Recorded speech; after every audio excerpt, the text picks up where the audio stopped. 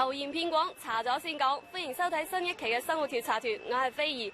咁最近呢，喺海珠區嘅欣就同我哋講啦，佢上個月就啱啱結咗婚嘅。咁照計新婚小夫妻應該係好 sweet 至係嘅，只不過佢嘅丈夫呢，就係一個習慣，係令到佢非常之煩惱嘅。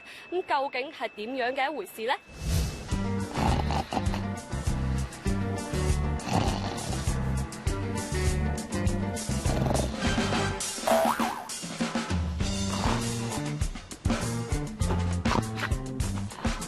離婚啦！喺瞓覺嘅時候咧，聽到好似打雷一樣咁嘅鼻鼾聲，咁對於屋企人嚟講咧，的確係一個比較大嘅煩惱嚟嘅。咁唔知各位街坊又有冇咁樣嘅煩惱咧？打呼嚕啊？有，我哋屋企都有嘅，有。哦，打呼嚕啊？要啊。梗係有人打鼻鼾啦。哦，瞓得好好噶，咁樣應該係可以啦。肯定睡得不好啦。咁啊，梗係唔好噶啦，係咪一種病嚟啊？哦，應該係好嘅。聽就聽過，不過未見過。有。咩啊？嗰啲冇喎。根據啱啱嘅調查咧，大部分人認為打鼻鼾咧，除咗影響身邊人休息之外咧，似乎係冇咩大問題嘅。咁因為佢哋覺得打鼻鼾咧係一種瞓得冧嘅現象。咁究竟事實係咪咁嘅咧？喺進行調查之前，我哋首先要搞清楚一個問題，就係點樣先算係瞓得好呢？為此，我哋諮詢過睡眠方面嘅專家。我們通常判斷一個人的睡眠來說的話呢，最重要的一個標準是它的質量，並不是它的時間。我們說一個人的睡眠來說的話，它是分成淺睡、深睡的這種很多比例來的。然後大概來說的話，我們說就是說1階段、2階段淺睡，然後3、4階段是深睡，然後還有一個 REM 睡眠。然後3、4階段的比例大概佔到20%多的，然後 REM 睡眠也是20%多的。然後這樣加起來的話，一個人的晚上，如果我們說按照8小時來計的話，一個晚上的深度睡眠，它應該是有4個小時左右的這種。所以我們說一個人睡夠8小時，不見得白天起來也會有精神。所以他一定是說，如果睡得好的標準是，一定是說他整個晚上睡覺的話呢，睡得比較踏實，第二天早上起來的話，感覺精神比較就神清氣爽的那種，然後整天白天的生活啊、學習啊、一些工作各方面都不受影響，健康上面的話也能保證，這才叫睡得好的一個標準。研究表面，淺睡期同輕睡期佔成個睡眠時間嘅55%，但係對於解除疲勞作用甚微。只有進入深睡眠狀態，大腦皮層細胞處於充分休息嘅狀態，呢個對於消除疲勞、恢復精力、免疫抗病等等都有至關重要嘅作用。咁根據專家嘅建議咧，我哋而家咧就請嚟咗3位志願者，咁等陣咧就會幫佢進行一個深度睡眠嘅監測。咁喺監測開始之前咧，我哋就問下3位志願者平時瞓覺有冇打鼻鼾嘅習慣嘅咧？波波，你先說。我打鼾還比較嚴重，我嚴重到別人都投訴我。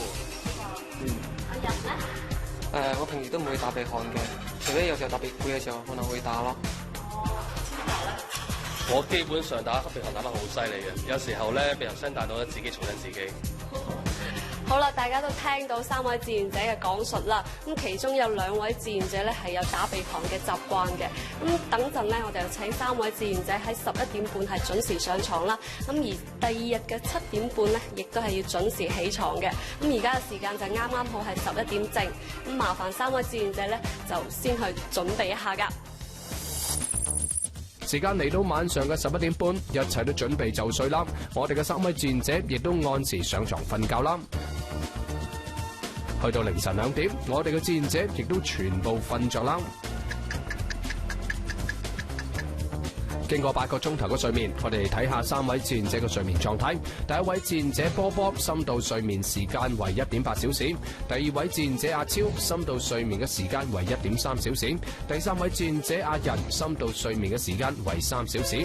所以冇打鼻鼾嘅志願者睡眠質量係最好㗎，而打鼻鼾嘅2位志願者深度睡眠嘅時間反而低於正常值嘅25%。亦即係話打鼻鼾唔係表示瞓得好，反而會影響睡眠質量㗎。只是因為這個人疲勞了，那么这个时候睡觉的时候呢，可能会引起一些打鼾。那么但是有些严重的打鼾呢，鼾声如雷啊，或者鼾声这个不规律啊，那么这时候呢，可能就会出现一个呼吸的中断，或者是一个低通气的情况。这时候呢，可能就会影响到我们的睡眠质量。唔係啊嘛，打鼻鼾有可能引起呼吸暫停，聽落去好似有啲誇張喎。咁究竟係咪真嘅呢？咁我哋而家咧就嚟到咗廣州市嘅腦科醫院嘅睡眠障礙科。咁而今晚我哋兩位志願者咧就會喺呢一度逗留一晚。咁亦都我哋會監測佢哋嘅睡眠質量啦，同埋打鼻鼾嘅音量。咁睇下佢哋會唔會好似醫生所講，會出現呼吸暫停嘅現象。事不宜遲，我哋即刻開始實驗。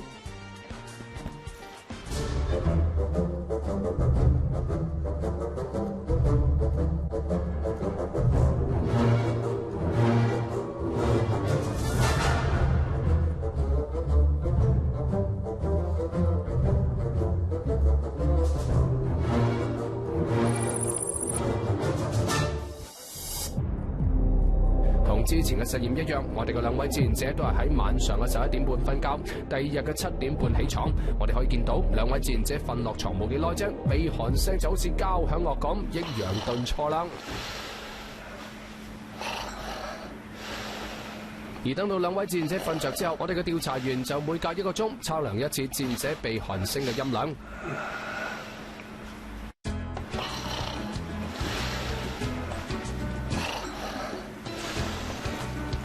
咁我哋而家咧就睇下超哥嘅打鼻鼾嘅音量先。咁佢嘅最高分貝咧係達到77分貝。咁呢個數值咧就相當於係喺菜市場嘅音量嚟㗎。測量咗志願者阿超個鼻鼾聲之後，我哋再嚟睇下另外一位志願者波波打鼻鼾嘅情況係點先。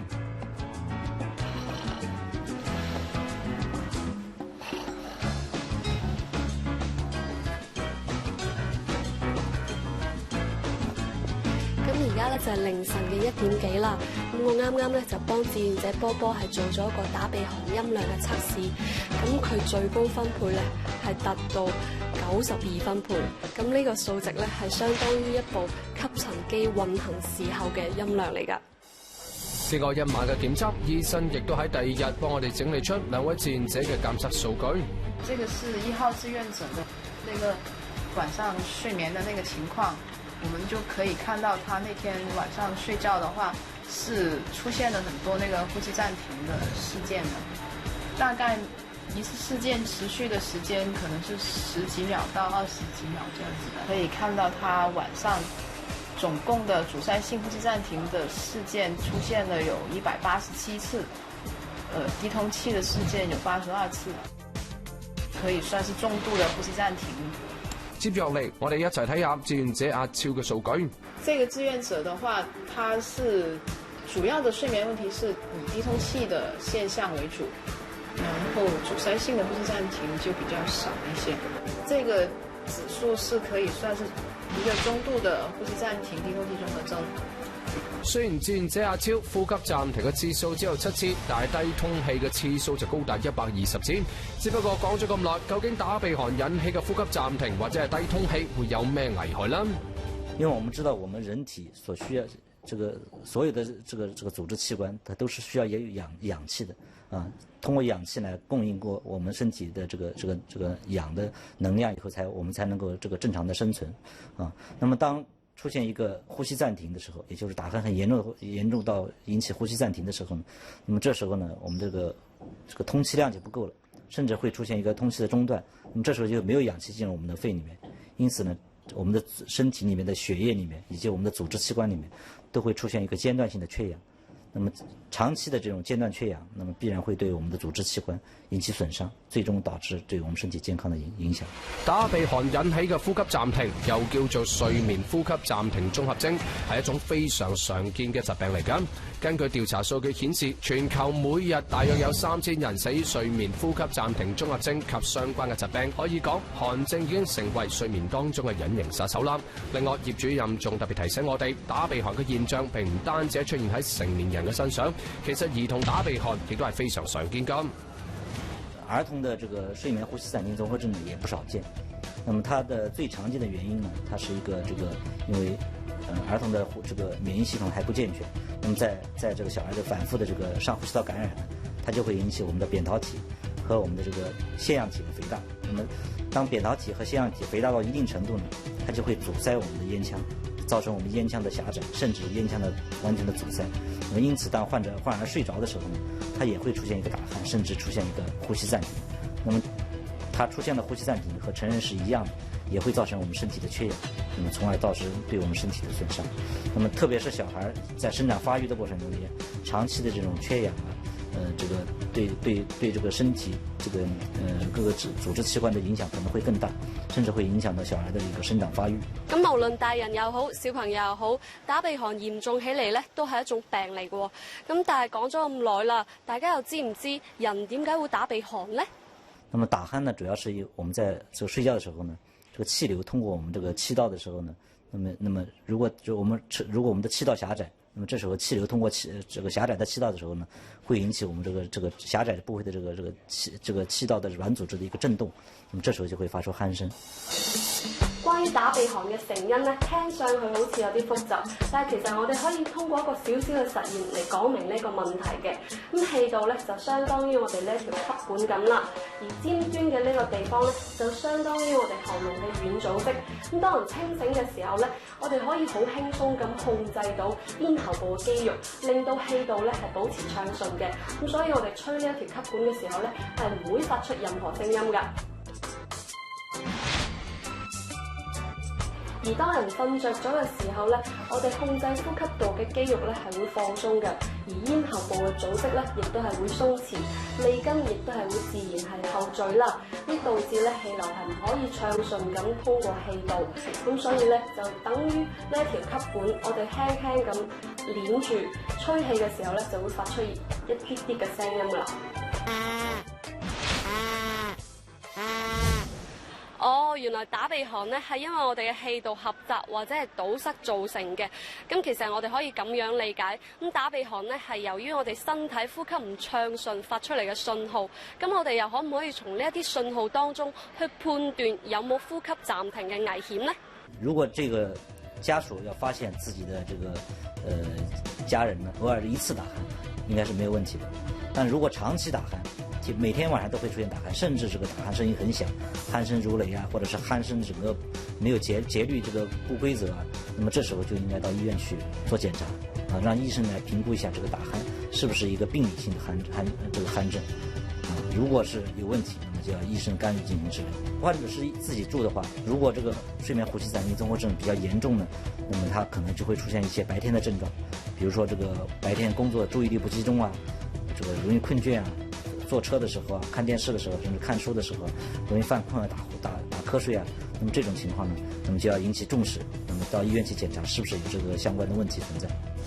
聽完醫生嘅專業指導，我哋嚟考下電視機前面嘅各位觀眾啦。我哋就播出一段志願者打鼻鼾嘅視頻，睇下大家可唔可以根據醫生嘅指導，判斷出呢位志願者有冇可能出現呼吸暫停嘅現象。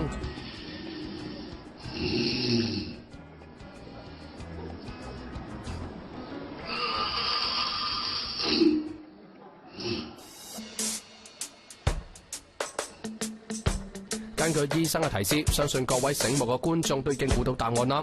從視頻當中，我哋可以聽到志願者嘅鼻鼾忽高忽低、斷斷續續，只要細心數一下並唔難發現。志願者上一次同下一次嘅鼻鼾聲之間足足停頓咗15秒。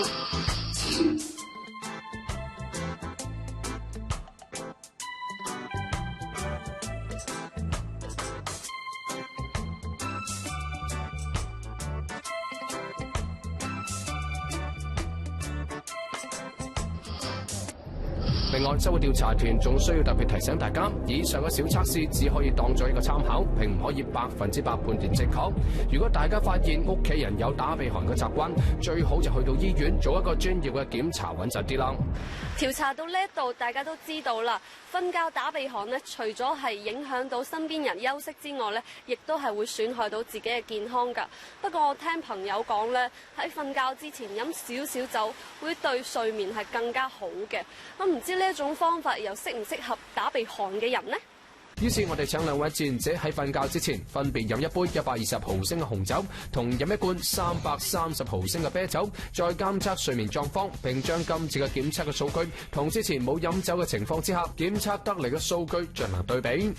整理數據之後，我哋發現志願者阿超低通氣嘅次數達到197次，比原來增加咗77次；而志願者波波喺飲酒之後呼吸暫停嘅次數達到220次，比原來增加咗33次。呼吸暫停嘅時間更加係長達38秒。由此可見，酒精對於打鼻鼾嘅人嚟講，唔單止唔可以幫助睡眠，仲會成為呼吸暫停症狀嘅放風添。喺啱啱嘅調查當中咧，我哋可以知道打鼻鼾患者咧，如果係瞓覺之前咧飲酒嘅話咧，絕對係健康嘅大忌嚟㗎。咁除咗呢一種方法之外，有冇啲更安全嘅辦法可以減輕到打鼻鼾嘅現象呢？我哋嘅調查員喺網上搜索咗一下關於減輕打鼻鼾嘅小偏方，真係層出不窮，千奇百怪嘅都有㗎。其中普遍網友就認為比較有效嘅方法有兩個，第一個就係止汗牙套，另外一個就係啲衫嘅脊椎位置放一個細口袋，裝入個網球。接落嚟我哋就嚟做個實驗啦，睇下兩種方法究竟有冇效。我哋首先嚟睇一下使用止汗牙套嘅波波。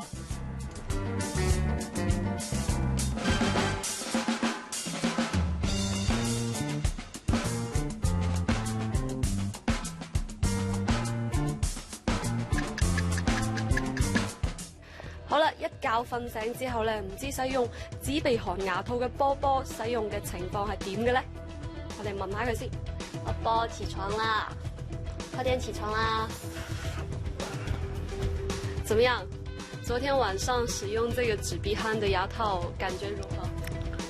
但是這個人怎麼樣？肯定不舒服啊！這麼大個東西放在嘴巴裡面，一晚上都睡不好。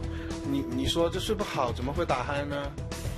好啦，聽完第一位志願者咧，佢使用呢個止鼻鼾牙套咧，感覺係一般般嘅。咁唔知第二位志願者佢使用嗰個網球睡衣，感覺又會係點嘅咧？